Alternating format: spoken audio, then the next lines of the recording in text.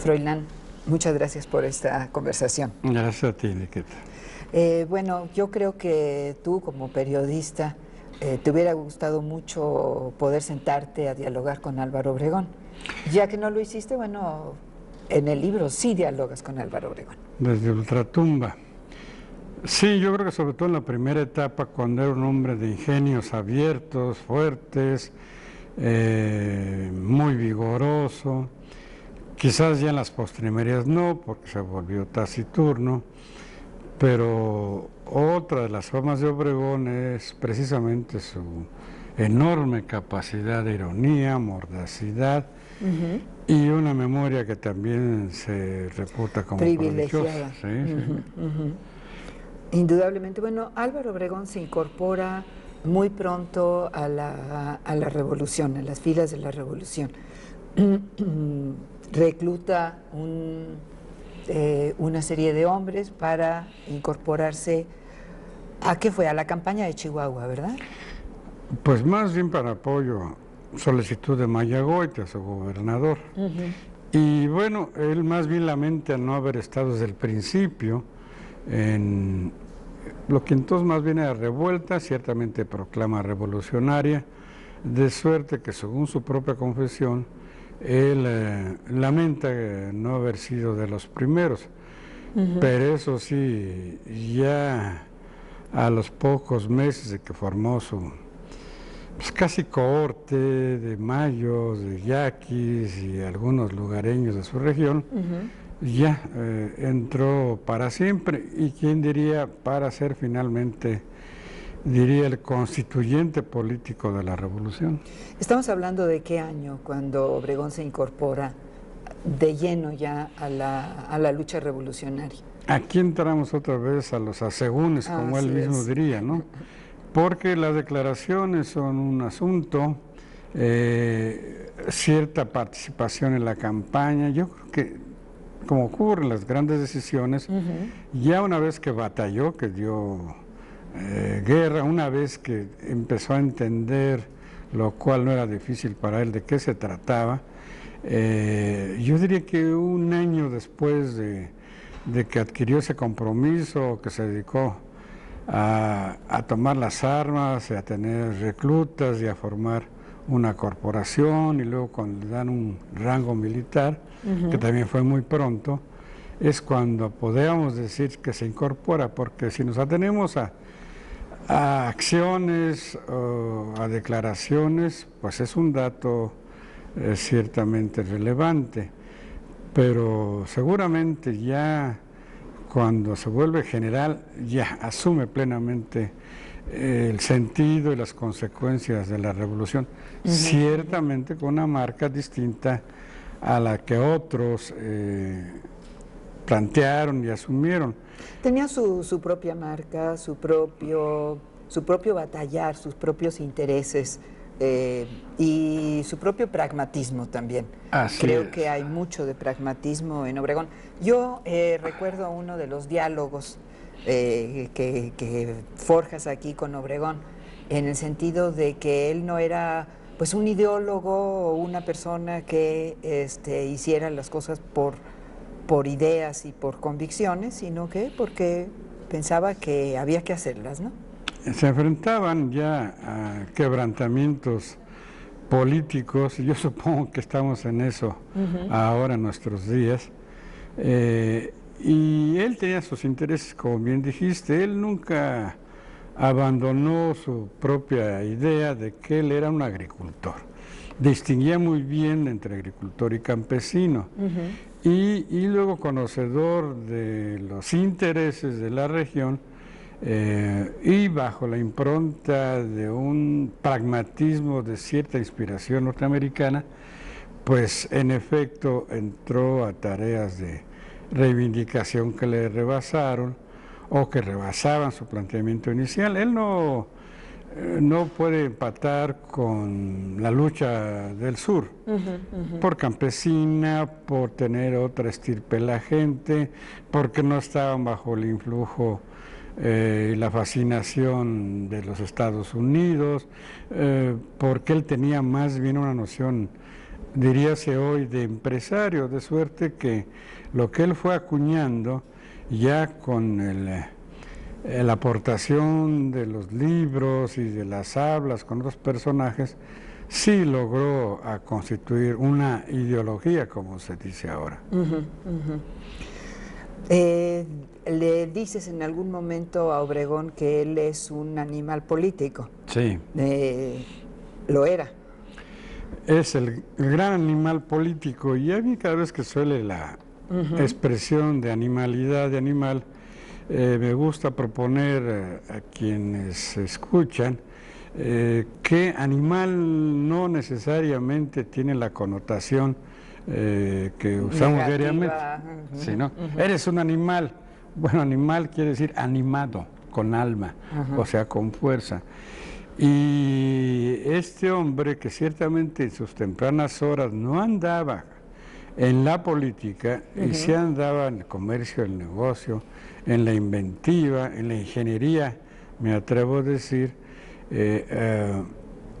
desarrolla capacidades como nadie, porque él es el padre fundador de lo que yo llamé hace años el Priato, y de los juegos políticos habilidosos supremos, y los militares, porque buena parte de su ascendencia se debe a que fue el único general invicto de la Revolución Mexicana. Así es.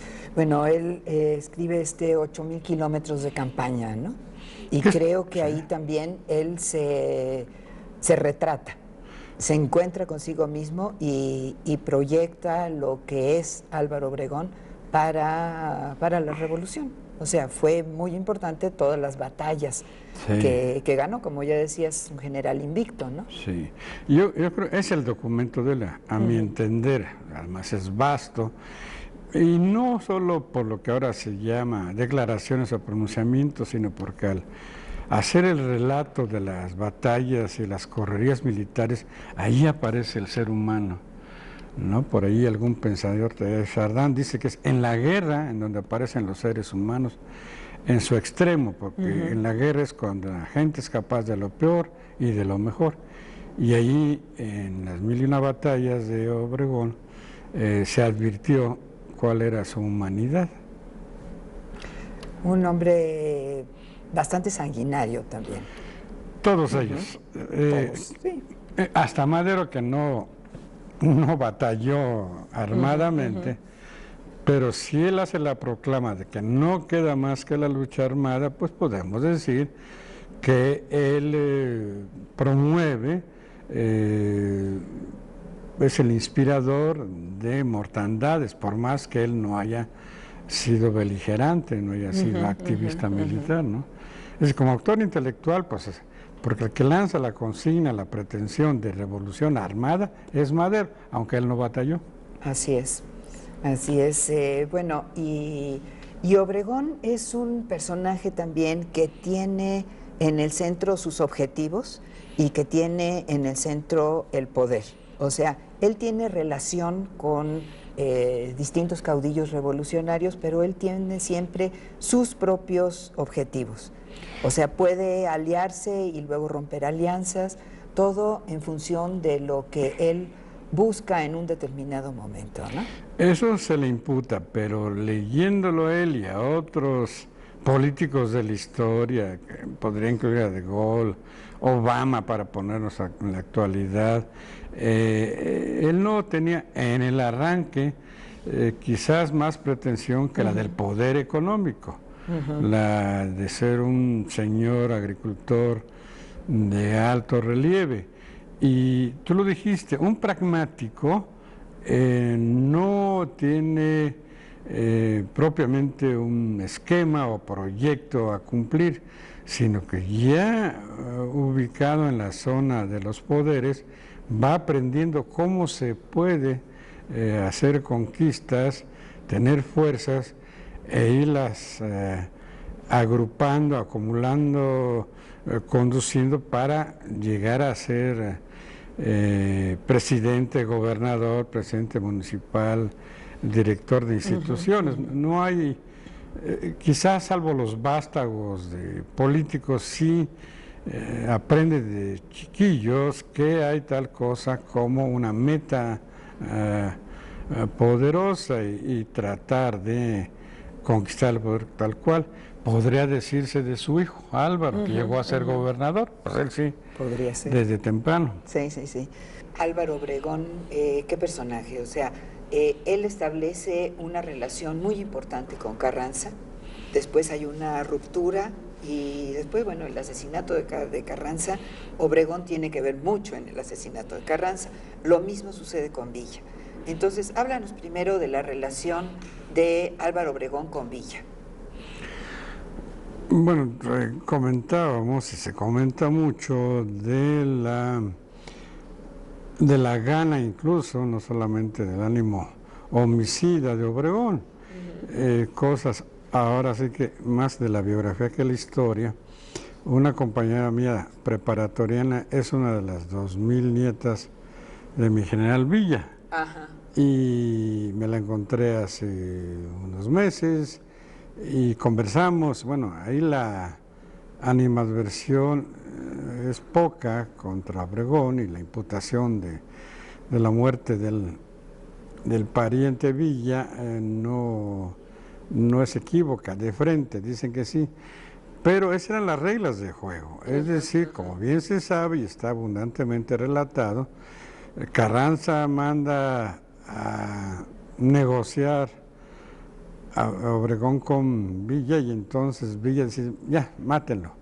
Y algunos abogaron por él en ese instante cuando ya iba a ser fusilado. Y bueno, también se sabe de maquinaciones de varios, de muchos, no puedo decir de todos para no cometer exceso, pero ahí la regla de juego, la relación habitual, maldita y ubicua y sin freno, era el recurso del homicidio, del asesinato, para la meta que se fue constituyendo, Obregón y demás, en ese tránsito. De pronto lo que se simbolizó, la silla se volvió afán, interés, meta, junto con las proclamas revolucionarias y las reivindicaciones según la región del país. Entonces sí, hay una acusación de este homicidio, pero hay muchos.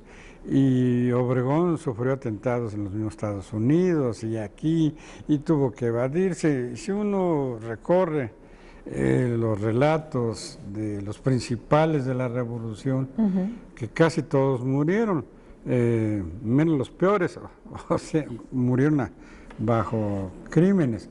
Es decir, el propio dictador Porfirio Díaz y el que da lugar a la lucha armada más belicosamente Huerta, los dos murieron, no diré que en santas paces, pero no por asesinato, y eran de los peores. Bueno, Villa en algún momento está aliado con Obregón y después pelea contra Obregón. La famosa batalla de Celaya, ¿no? Las batallas en esa región. Bueno, es que otra vez, todos estaban con todos y todos estaban contra todos. Es decir, las rupturas, distanciamientos, hacían que se trabasen vínculos y alianzas. Sí, alianzas, ¿no? Pero bueno, las alianzas, alguien diría que eso ocurre con el matrimonio, es para un periodo que supone prolongado.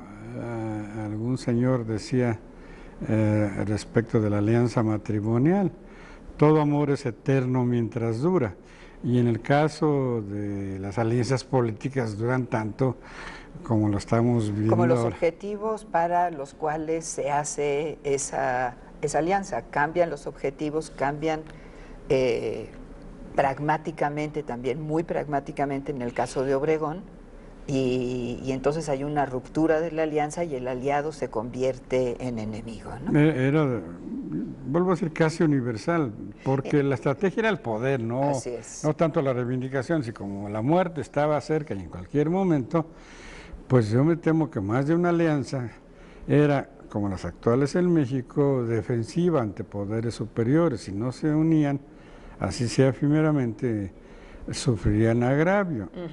Hay un asunto en la ruptura, digamos, entre Obregón y Carranza, que creo que fue la alianza que más duró en el caso de Obregón, y que tiene que ver con que Obregón busca la presidencia. Obregón quiere la presidencia, y Carranza se plantea que la presidencia, que su sucesor en la presidencia no debe de ser un general, un militar, sino un civil. Y entonces ahí viene la ruptura con Carranza, pues ya el intento golpista por parte de Obregón, y después el asesinato de Carranza. Como dicen en mi pueblo, que es allá en San Luis Potosí, desde antes, porque la tarea y la convivencia política y guerrera llevaba a confrontaciones, y lo más que se dice es que Obregón, al advertir su eminencia como el principal líder militar y el triunfador, cuando él advierte que tiene este recurso, que era el poderoso, ya no importaban tanto en aquellos tiempos las alianzas con los hacendados que quedaban, con líderes de tal o cual región, sino con los que comandaban fuerzas militares. Entonces, como el ascendente de Obregón era supremo, pues él advirtió prontamente que eso le daba la gran fuerza para preparar la llegada a la presidencia. Y él era muy hábil, era realmente muy inteligente, porque por eso digo que es el padre del Priato. Él no solamente quería la presidencia, sino podía. ¿Sí? Era el que podía. Y eso es lo que él constata en un determinado momento y pone en acción todos los resortes. En dos, Enriqueta, porque ¿cómo sería el poder de este magnífico y terrible señor que se lanza a transformar, y lo logra, lo que había sido la idea de la revolución: sufragio efectivo, no reelección, y se hace reelegir? Imagínate tú. Bueno, ya más adelantito. Pero lo cual quiere decir que tiene solución de continuidad, ¿no? Su poder, pues efectivamente hasta el último momento era el magnífico, el omnipotente, ¿no? No había quien, todo el mundo lo tenía que acatar, como te digo, hasta el quebranto de la ley nueva, que era que no debería haber reelección presidencial. Hasta ese punto le digo. Y se entiende que eso le costó la vida, aunque hay explicaciones de que se trataba más bien de asuntos de fanatismo religioso. Bueno, Obregón tenía enemigos, obviamente, también, y tal vez despreció el poder de esos enemigos, o sea, y eso fue lo que le costó la vida, ¿no? Yo diría que ser político es tener enemigos. Así es. Más que nada, y sobre todo es tener enemigos con los cuales negocias, a los cuales seduces, a los cuales amedrentas, a los cuales sometes. Es cierto, en política hay, todo el mundo tiene enemigos. El asunto es cómo lidiar con, digamos, con los adversarios y con los aliados, y cómo establecer un equilibrio entre ambos. Yo creo que Obregón era un hombre muy poderoso, y él creyó que su poder daba para cualquier cosa, hasta para pasar encima del sufragio efectivo, no reelección. Sí. Y la llegada, a mí me parece muy lamentable también la forma en que Obregón llega a la presidencia. Es decir, él llega a ser electo presidente después de haber asesinado a Carranza, ¿no? Entonces... esa era una de las necesidades políticas de él, ¿no? Realmente no era... Pero no lo justificas, o sea... Nada, yo no justifico ninguna muerte, ningún asesinato de quien sea. Simplemente cómo eran las cosas. No, yo digo que sí, yo no voy a aplaudir esta muerte o la otra. El homicidio, pues es eso, extinción de vida, no. Es decir, si Carranza tiene que huir, es que ya estaba derrotado. Entonces también ahí hay confusiones. ¿Cómo es que lo finiquitan asesinándolo? ¿Era necesario asesinarlo? Eso también queda dentro de la especulación teórica y de las fantasías políticas, ¿no? En tu familia hay bastante información sobre estos puntos, no en balde. Alguna. No en balde forman parte de la historia, los cabros hasta calle tienen.